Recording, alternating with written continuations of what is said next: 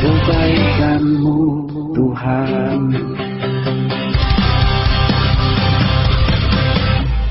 Saudara sekalian yang terkasih dalam Yesus Kristus,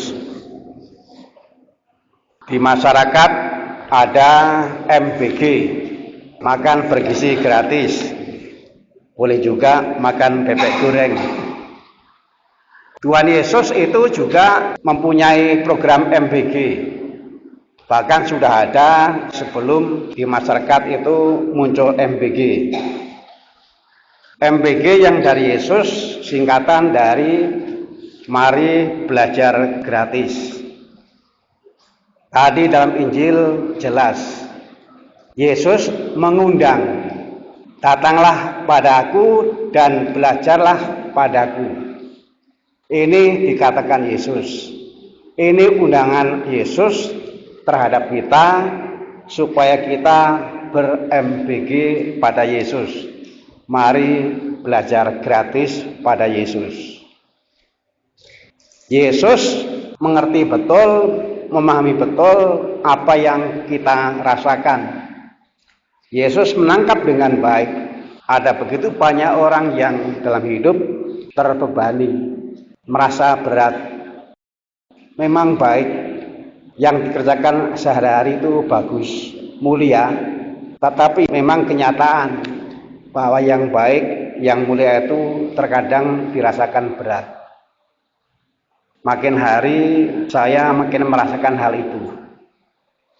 Saya bersyukur mendapatkan kesempatan untuk sering keliling, melihat di bawah itu ada apa, mencermati apa yang dirasakan oleh para umat, oleh masyarakat. Dan memang tidak sedikit yang merasakan kok berat ya.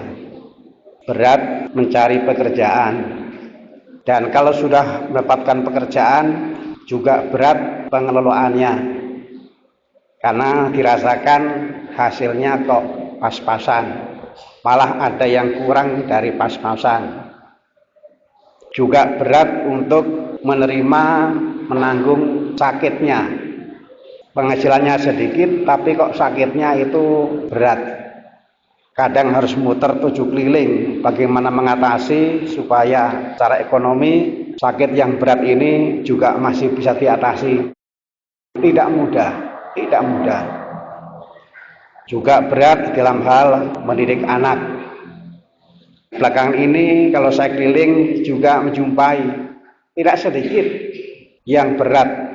Ini anaknya melanjutkan ke sekolah mana. Tidak setiap sekolah yang dipilih itu mampu secara finansial. Jadi kita bersyukur punya Tuhan Yesus yang sungguh memahami apa sih yang dirasakan sehari-hari. Yesus mengamati sehari-hari murid-murid Yesus itu seperti apa. Berat. Itu yang ditangkap oleh Yesus. Dan Yesus bukan hanya berhenti di level melihat. Setelah melihat, kemudian Yesus tergerak hatinya oleh belas kasih, maka lalu berbuat. Dan apa yang diperbuat, menyediakan diri untuk menolong. Maka Yesus sekali lagi mengundang, datanglah padaku dan belajarlah padaku. Dan Yesus bukan hanya omong, Yesus itu juga mengalami hal yang sama. Jadi kalau berbicara mengenai beratnya hidup, bukan hanya umat, bukan hanya kita yang mengalami, Yesus pun mengalami yang sama. Yesus sebagai seorang utusan itu juga mengalami kok berat. Tetapi Yesus bisa mengelola dengan baik. Enggak semua orang bisa mengelola dengan baik. Tidak sedikit yang dalam hal mengelola memang harus banyak belajar. Dan Yesus menawarkan diri. Ini silahkan, mari belajar gratis. Mengelola secara tepat, mengelola secara baik. Maka yang dikatakan oleh Yesus adalah, datanglah padaku dan belajarlah padaku. Belajarlah padaku bagaimana mengelola beban hidup, tanggung jawab hidup. Sebab aku lemah lembut dan rendah hati. Jadi ilmu gratis yang diberikan oleh Yesus itu adalah soal sikap hati, lembut hati dan rendah hati. Yang ditawarkan oleh Yesus bukan mengambil tanggung jawab, bukan. Yang ditawarkan Yesus bukan itu, bukan mengambil tanggung jawab, tapi soal bagaimana kita bersikap terhadap tanggung jawab, bagaimana kita mengelola hati terhadap tanggung jawab. Dan ilmu yang juga dihidupi oleh Yesus, dan ini dibenarkan oleh Allah Bapa, yaitu lemah lembut dan rendah hati.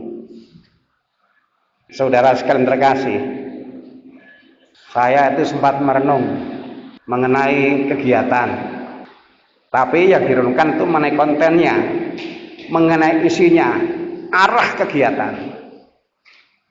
Saya merenung, saya bayangkan betapa indahnya kalau di dalam gereja itu juga ada kegiatan yang kontennya, yang isinya, arahnya adalah untuk belajar pada Yesus soal kelembutan hati dan kerendahan hati. Kita membutuhkan ini. Kita membutuhkan kegiatan yang kontennya, isinya, arahnya adalah jelas.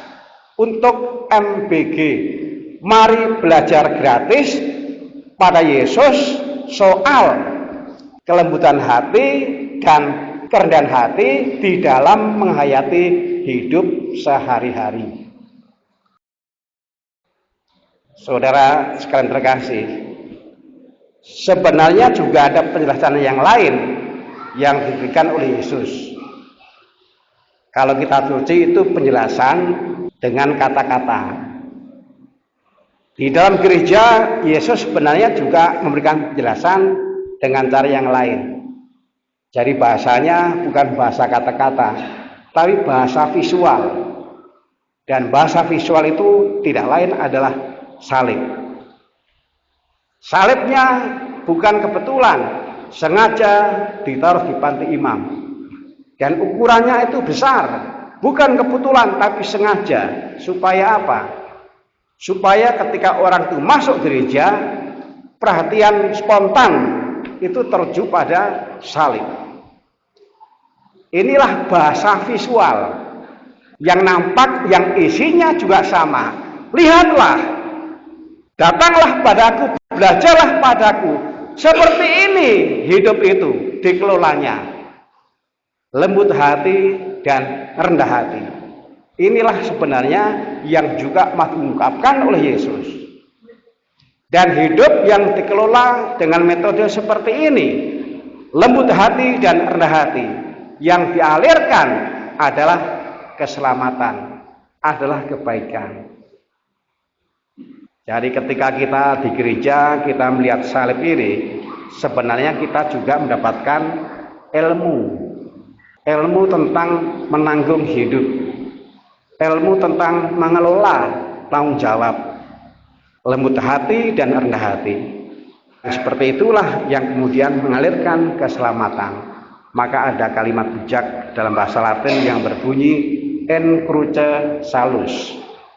Di dalam salib, ekspresi visual rendah hati dan lembut hati, mengalir keselamatan. En cruce salus. Salib yang ada di rumah juga dimanfaatkan untuk itu.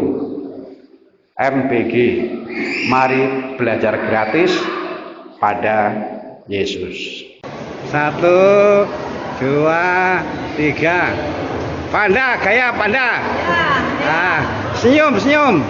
Nah, joget. Joget sama apa dong? Sudah.